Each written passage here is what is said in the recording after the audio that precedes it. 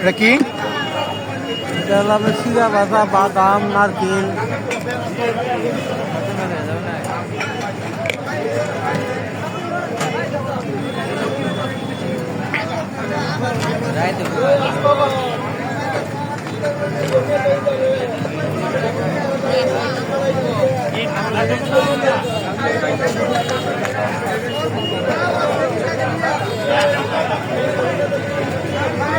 Order দিয়ে তো কয়টা?